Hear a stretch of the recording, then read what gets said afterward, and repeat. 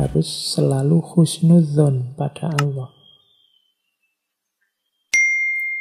Biasanya kebutuhan husnudzon ini dirasakan saat kita dapat musibah, dapat bencana, dapat kesulitan.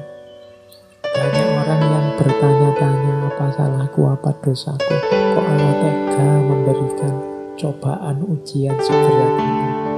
Itu yang kurang apa? Kalau ada pandangan semacam ini kepada Allah, dianggapnya Allah punya motif buruk, punya niat buruk. Padahal Allah itu Rahman Rahim. Allah itu tidak cuma sayang pada kita, tapi maha sayang. Berarti pasti Allah tidak menginginkan yang jelek, yang sengsara, yang menyusahkan untuk kita.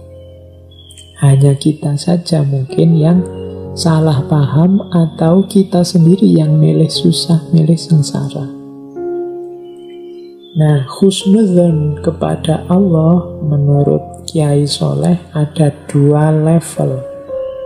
Ada level awam, ada level khawas. Kalau orang awam itu husnudzonnya adalah kalau dia dapat kenikmatan, kemudian dia merasa bahwa nikmat ini asalnya dari Allah semata. Nah, ini husnudzon level orang awam. Allah lah yang mewujudkan, Allah lah yang memberikan semua kenikmatan ini.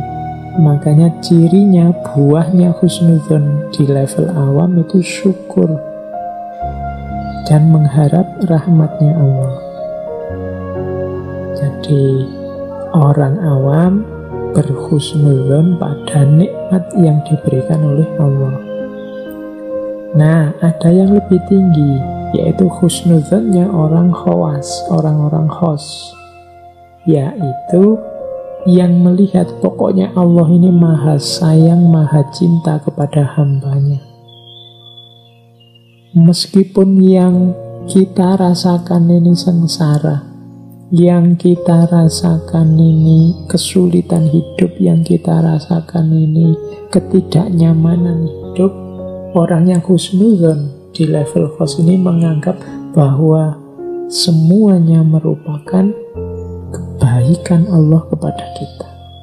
Allah sebenarnya menginginkan yang baik dan yang terbaik untuk kita, hanya saja kita tidak paham. Hanya saja kita mungkin belum bisa membaca. Ada corona, ada macam-macam bencana, ada pertikaian, perselisihan di banyak tempat. Tapi orang-orang yang husnudzon pada Allah, ini pasti skenario-nya Allah untuk tujuan yang baik, untuk hasil yang baik. Hanya saja kita manusianya belum paham. Insya Allah nanti buahnya baik. Nah, kalau yang level 2 ini orang khos. Kalau orang awam biasanya lebih mudah husnudzon pada yang wujudnya nikmat-nikmat. Tapi kalau orang khos, apapun wujudnya, apakah itu nikmat, apakah itu dirasakan menyusahkan, semuanya dianggap buahnya kasih sayang Allah yang pasti hasilnya nanti kebaikan. Kalau tadi yang orang awam melahirkan syukur nikmat, kalau yang husnudzonnya orang khos melahirkan rasa cinta, rasa percaya, rasa tawakal kepada Allah. Orang yang husnudzon itu enak, tidak mudah mengeluh, tidak mudah susah. Ada orang maki-maki dia, kalau dibaca husnudzon itu orang ini ternyata perhatian padaku, ternyata dia juga sayang padaku, makanya dia sebut kesalahan-kesalahanku sehingga semoga besok aku bisa memperbaiki. Ini perspektif husnudzon. Kalau orang perspektifnya suudzon, bahkan orang ngomong baik sekalipun dicurigai. Wah, jangan-jangan orang ini muji-muji aku, tapi nanti di belakangku menjelek-jelekan aku, atau membuat aku terlena sehingga nanti dia bisa ngalahkan aku, atau sebenarnya dia iri sebenarnya, cuma itu basa-basi saja. Ini orang yang perspektif suudzon. Biasanya lebih tidak tenang, lebih stres. Apalagi kalau suudzon pada Allah, suudzon pada manusia aja membuat kita galau luar biasa. Kalau kita suudzon pada Allah, lebih galau lagi, karena tidak mungkin kita bisa mengalahkan Allah. Maka Kiai Soleh memberi saran, jalan sufi kita dihiasi dengan keikhlasan, dihiasi dengan husnudzon kepada Allah, sambil tetap menjalankan riyadhah dan warok. Oke, nah ini ada beberapa tips dari Syarah Al-Hikam. Bagaimana kalau kita mengalami kesulitan tadi loh Pak? Saya sih pinginnya husnudzon, tapi kok hidup ini rasanya berat. Doa saya itu loh, kalau tidak dikabul-kabulkan sih oleh Allah. Nah, nanti dalam Syarah Hikam ini Kiai Soleh mengajarkan begini. Ketika engkau meminta satu perkara dunia, lalu Allah tidak mengabulkannya, hatimu menjadi susah. Itu disebabkan karena engkau tidak memahami kehendaknya Allah. Jika engkau paham, engkau akan bahagia. Tenangkan dirimu saat permintaanmu tidak dikabulkan. Saat permintaanmu tidak dikabulkan, pahamilah bahwa sesungguhnya Allah menghendaki agar engkau mendekatkan diri kepada Allah terus dan selalu menyandarkan hatimu kepada Allah. Jika sudah begitu, engkau akan menjadi kekasih Allah. Karena sesungguhnya ketika Allah mengasihi atau mencintai hambanya, niscaya Allah akan menghalangi dunia darinya dan menjauhkannya dari dunia. Jadi menurut Kiai Soleh, kalau kita punya keinginan macam-macam, sudah berdoa mati-matian kepada Allah, kok tidak dikabul-kabulkan ya? Apa Allah tidak suka padaku? Apa Allah tidak berkenan dengan doaku? Kiai Soleh justru bacalah itu sebagai kasih sayangnya Allah kepadamu justru. Jangan-jangan kalau itu dikabulkan, engkau tidak berdoa lagi, engkau tidak mendekat-dekat lagi kepadanya, padahal Allah ingin engkau selalu dekat dengannya. Jadi justru ketika Allah lama tidak mengabulkan doamu, kemungkinan Allah memang sangat mencintaimu, ingin engkau menjadi kekasihnya, ingin engkau menyapanya terus, ingin engkau mendekat padanya terus. Dan Allah tahu kalau dunia bisa menghalangimu darinya, kalau dunia bisa menjauhkanmu darinya, maka permintaan-permintaanmu yang perkara dunia itu tidak segera dikabulkan oleh Allah karena Allah sangat sayang padamu. Nah, ini cara membaca kalau doa tidak dikabulkan, doa kita yang duniawi tidak dikabulkan oleh Allah menurut Kiai Soleh. Jadi Allah itu sangat cinta pada kita, maka Allah ingin kita dekat terus dengannya. Maka bersyukurlah kalau teman-teman merasa, saya Pak sudah minta ini itu yang duniawi. Mungkin pengen apalah yang duniawi, mungkin jodoh, mungkin harta, mungkin jabatan, mungkin kedudukan, kok tidak dikabul-kabulkan oleh Allah? Kemungkinan karena Allah sangat sayang pada kita, karena Allah tahu dunia bisa menghalangi kita untuk dekat dengannya, bisa menjauhkan kita darinya. Dan Allah ingin kita selalu menyebut namanya, selalu dekat, menghibah, mendekatinya.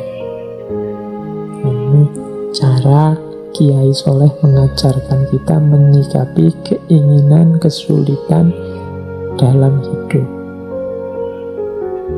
Selanjutnya ada kalimat begini, apakah engkau mengetahui bahwa seorang ibu yang menyayangi anaknya pasti mencegah anaknya dari mengkonsumsi makanan yang berbahaya bagi kesehatan, apakah engkau tidak mengetahui bahwa tabib yang mengobatimu, yang berbelas kasih terhadapmu, pasti akan mencegahmu dari mengkonsumsi makanan yang tidak patut engkau makan karena penyakitmu tadi?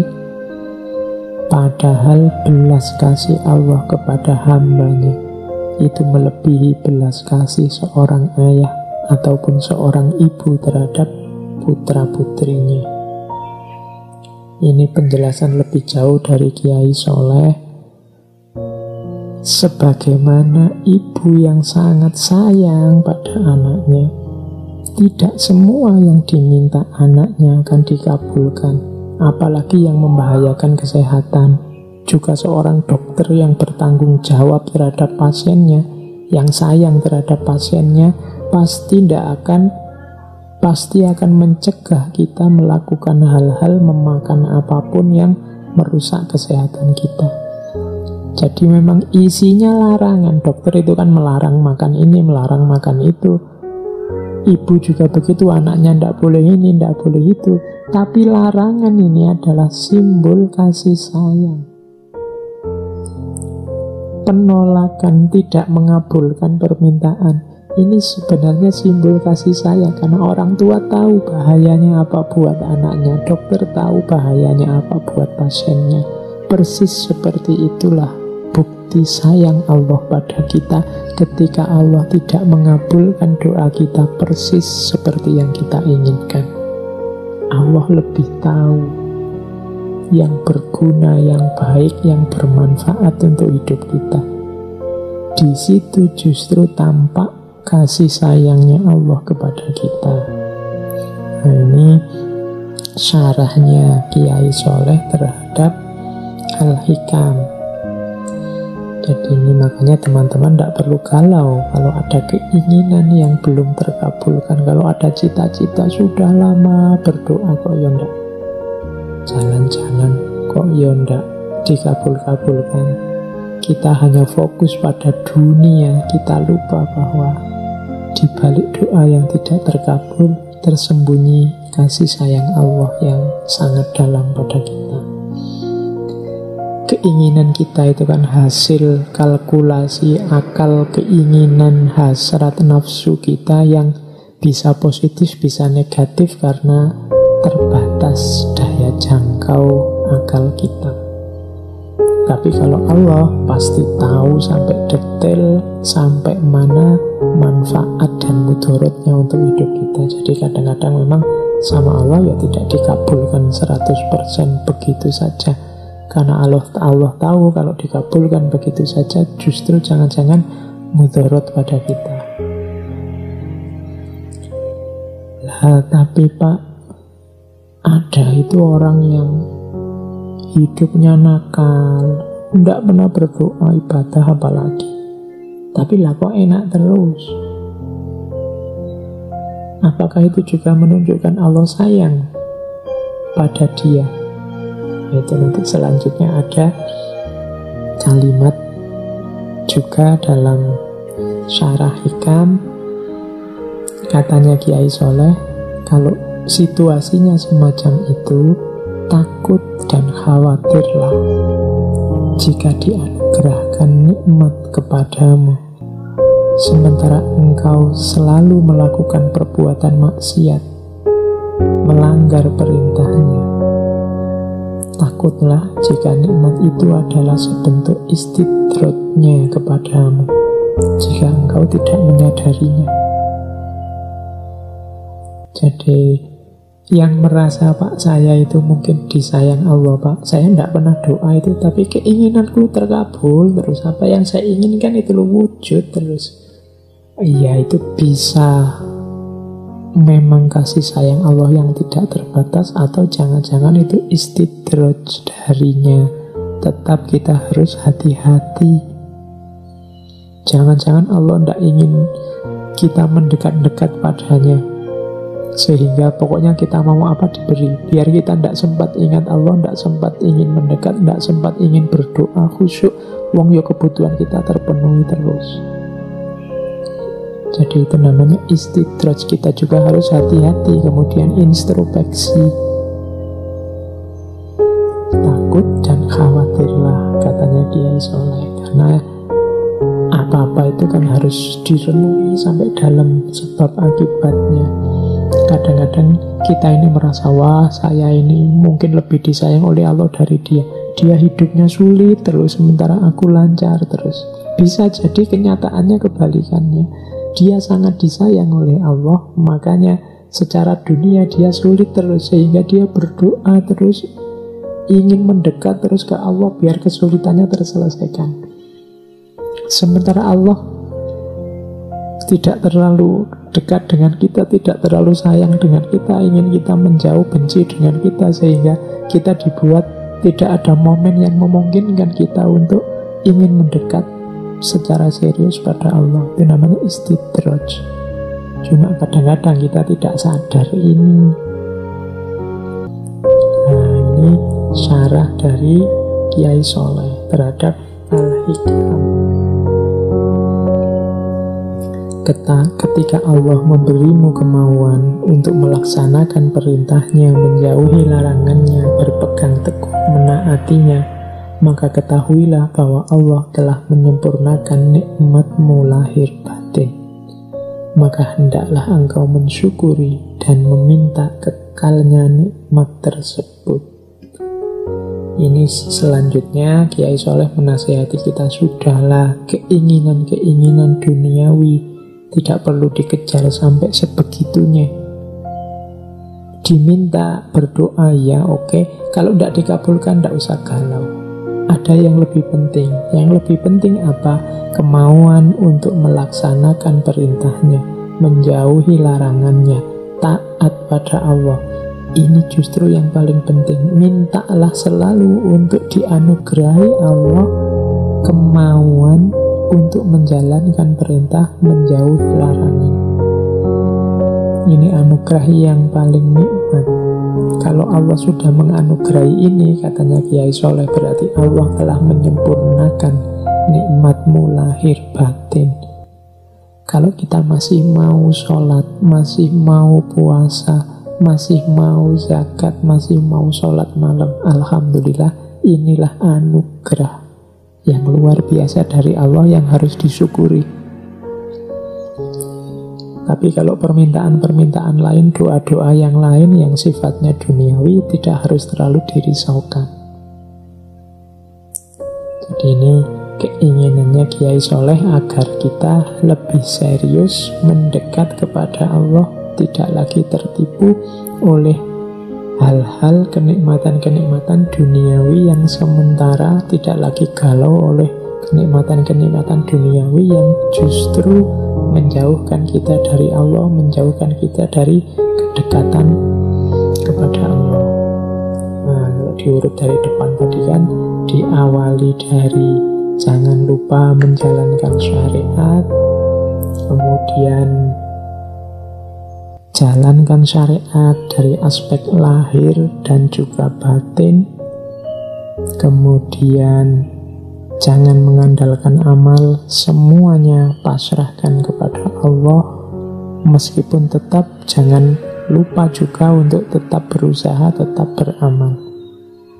Kemudian lakukan riyadhah dan warok, latihan-latihan spiritual lewat riyadhah secara aktif, dan menggembleng diri biar tangguh secara spiritual lewat warok yang diperkuat dengan ikhlas serta husnudzon kepada Allah.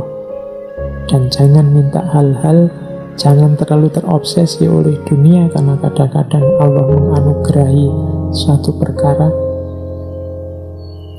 yang kita inginkan justru membuat kita semakin jauh darinya. Dibandingkan kalau tidak segera dikabulkan, kita semakin serius, kita semakin ingin dekat dengannya.